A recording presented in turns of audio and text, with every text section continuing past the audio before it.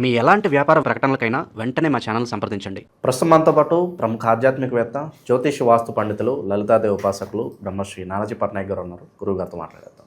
నమస్కారం గురుగారు. శ్రీమాత్రే నమః.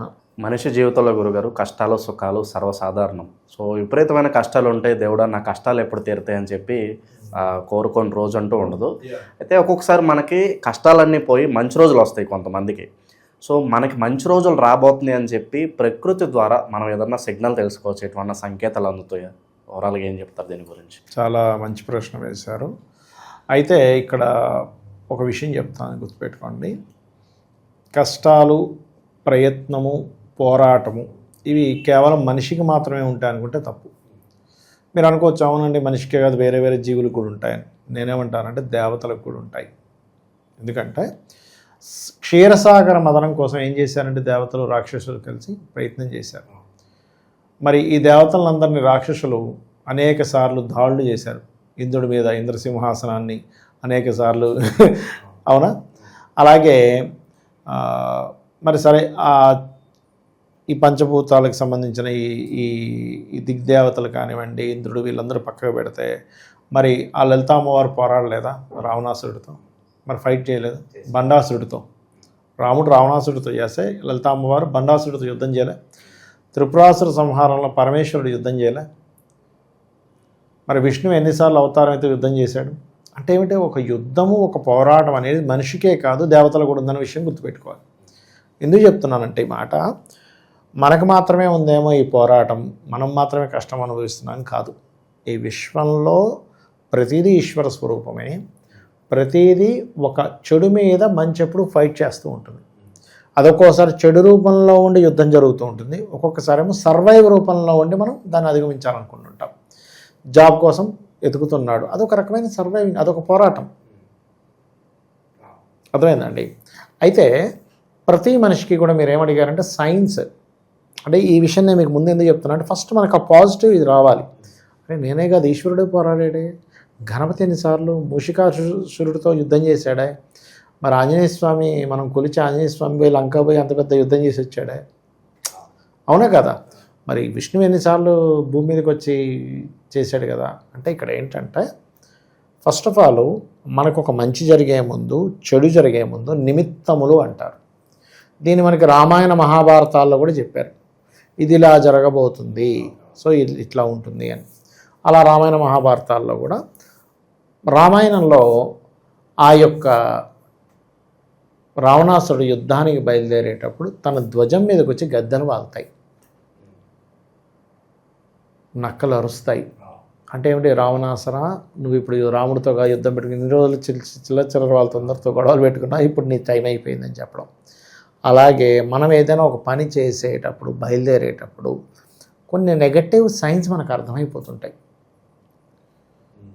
ఓకే, అంటే అందుకే మన వాళ్ళు ఏం చెప్తారంటే నువ్వు ఏదైనా బయలుదేరేటప్పుడు అన్నీ చెక్ చేసుకొని స్ట్రైట్కి వెళ్ళిపో. నువ్వు మళ్ళీ వెనక్కి వచ్చి పెన్ను మర్చిపోయాను, వాచ్ మర్చిపోయాను, బ్యాగ్ మర్చిపోయాను, హెల్మెట్ మర్చిపోయాను, వెనక్కి రాకురా. నువ్వు వెనక్కి వస్తే ఆ పని వెనక్కి వచ్చినట్టే అవుతుంది.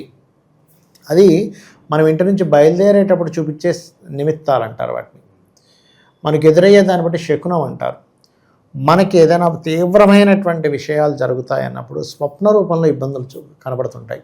అంటే పెద్ద కొండ మీద నుంచి పడిపోయినట్టు, లేకపోతే నిద్ర సరిగా పట్టకపోవడం, సడన్గా ఏవో ఒక రకమైన ఆకారాల కల్లోకి వచ్చి సడన్గా నిద్ర లేవడం. అదేవిధంగా మనకి హారతి ఇచ్చేటప్పుడు ఒక్కోసారి మనకి హారతి ఆరిపోతూ ఉంటుంది. మాటిమాటికి దీపాలు తొందరగా కొండెక్కిపోతుంటాయి ఇంట్లో ఎప్పుడు ఏదో బ్యాడ్ స్మెల్ వస్తూ ఉంటుంది. ఇవన్నీ కూడా నెగిటివ్ సైన్స్. ఇవన్నీ బ్యాడ్ సైన్స్. మనకేదో జరగబోతుంది అనేటువంటి చాలా స్పష్టంగా చూపించేటువంటివి ఇవన్నీ కూడా. అలాగే మరొక విషయం ఏంటంటే వీటితో పాటు ఇవి ఒక ఎత్తు అయితే, మనము ఏ ముఖ్యమైన పని ప్రారంభిస్తున్నాం అంటే ఇంపార్టెంట్గా ఏముంటాయి ప్రధానంగా లైఫ్లో అంటే వీటి మీద ఎక్కువ కాన్సన్ట్రేషన్ చేయాలి. ఎలాగా అంటే మనం ఒక ప్రాపర్టీ తీసుకుంటున్నాం, పెద్ద టర్నింగ్ పాయింట్ మన లైఫ్లో. వివాహం చేసుకోబోతున్నాడు, అలాగే ఏదైనా ఒక కారు కొనబోతున్నాడు, లేదా ఒక బిజినెస్ స్టార్ట్ చేయబోతున్నాడు, లేకపోతే చాలా చాలా ఇంపార్టెంట్ మీటింగ్కి వెళ్ళబోతున్నాం, ఎనీథింగ్, లేకపోతే విదేశాలకు వెళ్ళబోతున్నాం. ఇలా ప్రారంభం జరుగుతుంది అన్నప్పుడు మీకు ఏదైనా అన్ని నెగటివ్ సైన్స్ కనబడుతుంటాయి.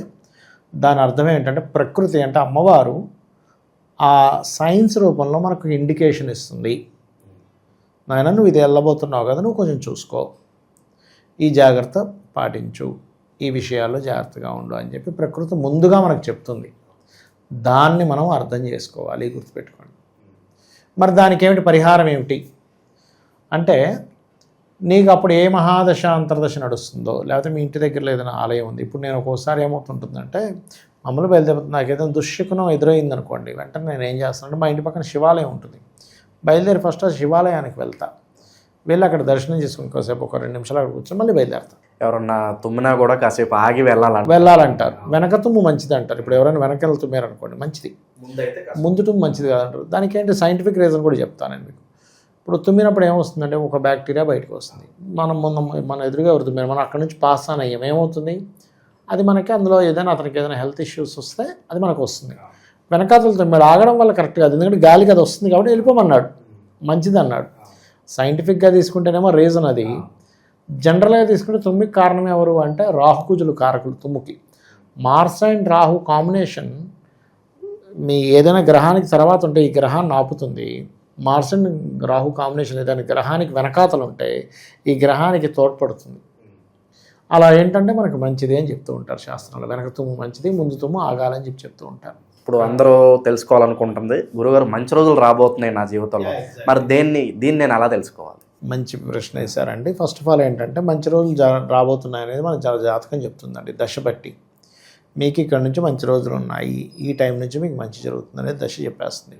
అంతర్దశలు చెప్తాయి, గోచారం చెప్తుంది. దీంతోపాటు సైన్స్ ఏమిటి అంటే మీకు మంచి మంచి స్వప్నాలు వస్తాయి. భగవంతుడు అంటే దేవతా స్వరూపాలు స్వప్నంలోకి వస్తాయి. అది శివుడు అనుకోండి, అమ్మవారు అనుకోండి, ఏదైనా కానీ.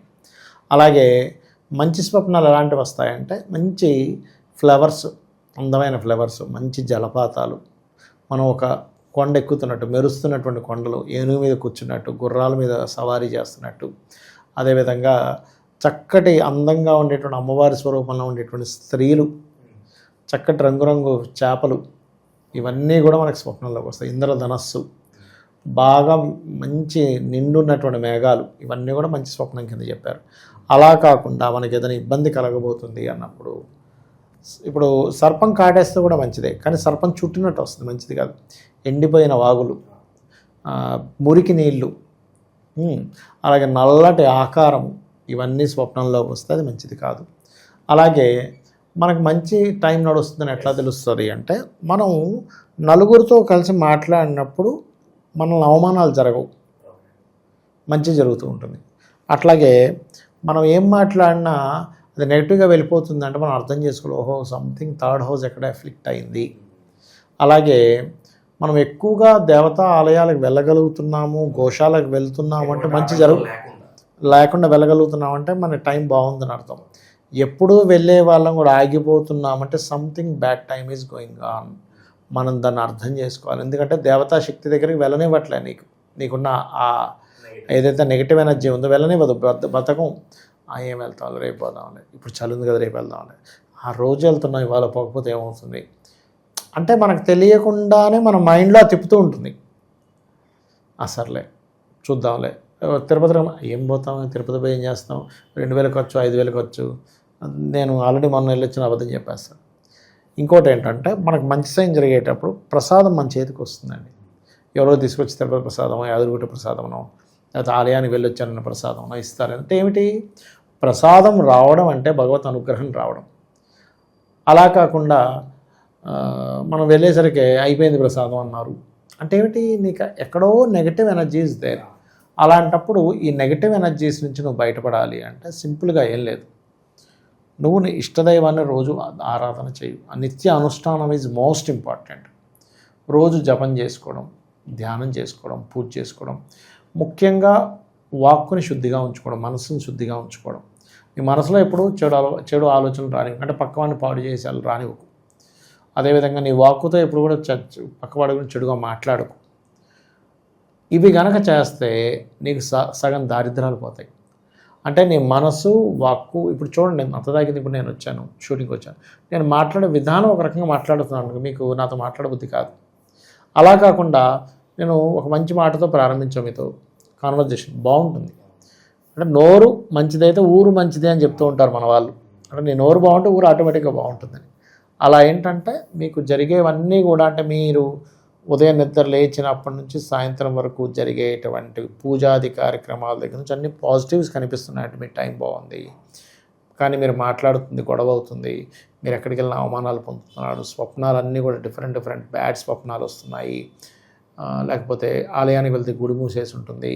ఇంకొంతమందికి ఇక్కడ నుంచి క్షేత్రానికి వెళ్తే అక్కడికి వెళ్ళాక పాపం లేడీస్కి ఏదో ప్రాబ్లం వస్తుంది, వెళ్ళలేకపోతారు లోపలికి. అంటే ఏమిటి అక్కడ అర్థం?